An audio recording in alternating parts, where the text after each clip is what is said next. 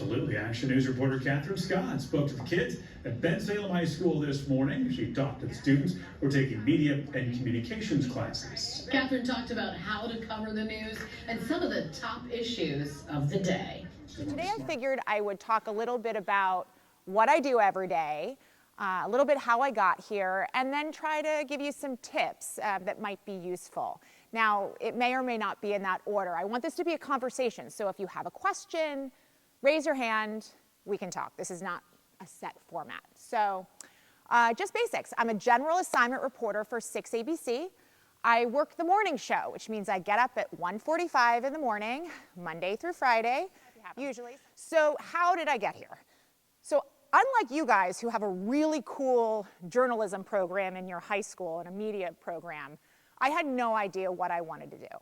I actually for a long time wanted to be a teacher and a coach, and then in college I taught a middle school creative writing class over the summer, and I thought that I did not have the temperament. Now it's sort of a tricky age.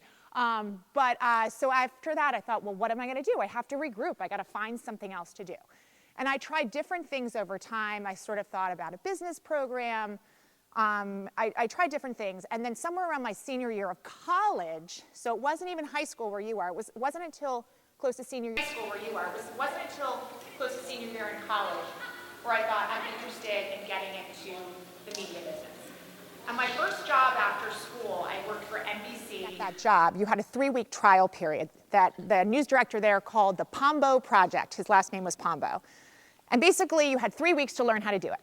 And if you didn't like what you did at the end of 3 weeks, you didn't get the job.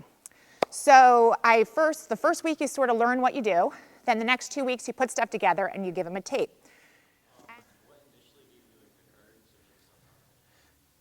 That's a really good question. And I'm actually going to go back a little further than just the media part of it, because the fact of the matter is, even though I was really comfortable speaking in classes and I was on student government, and I would make announcements, stuff like that, I actually really did not like giving speeches in front of people.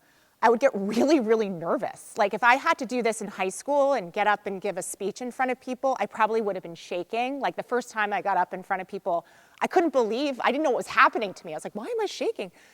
But the fact of the matter is, like, I knew sort of that I liked this career because you get to meet a lot of people. I feel like you're always learning. You get to write. I really enjoy writing.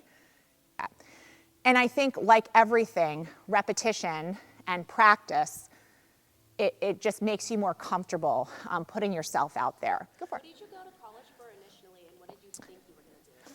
So I went to Harvard, and I was an anthropology major. So I actually knew I was going to be a liberal arts major. That was sort of my goal. I think a lot of people there are liberal arts majors if you're not doing econ or pre-med or something along those lines, and I was never going to be pre-med. I took some econ classes, but that just really wasn't my interest. So for me it was, am I going to do like English or anthropology? I really liked anthropology because I felt like it was a study of people.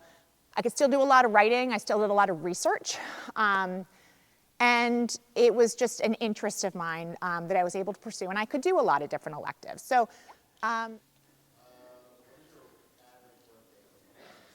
my average work day. So, I mean, one of the cool things about this job is that every day is different. I mean, there is a general structure in that we have a morning show.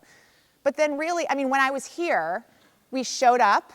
It was actually not as early as we sometimes are live places. We came in, we talked to students, and anyone that was there talking about change, things are changing. There are one-man bands back at studios. One-man band, she means yes. do your own stuff, record your own stuff, and edit. So you just go out. Like sometimes they'll send me out just to shoot a story by myself. I'll go out, shoot all the interviews. To do. Yeah.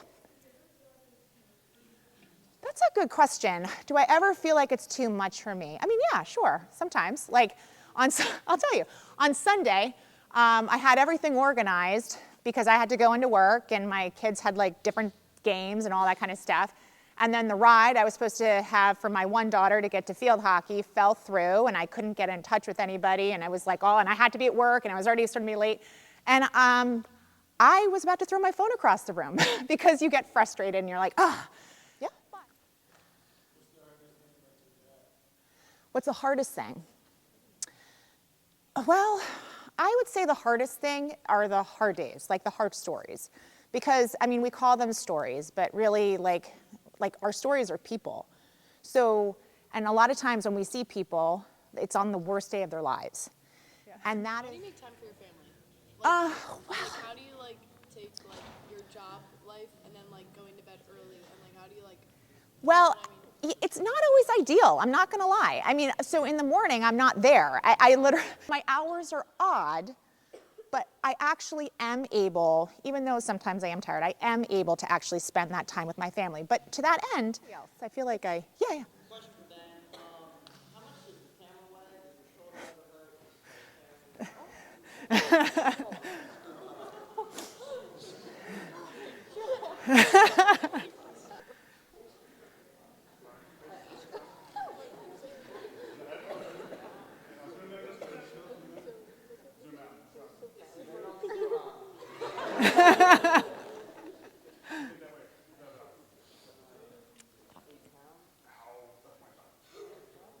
You're so strong, it feels like 8 pounds, but yeah. Heavier or lighter than a golf bag?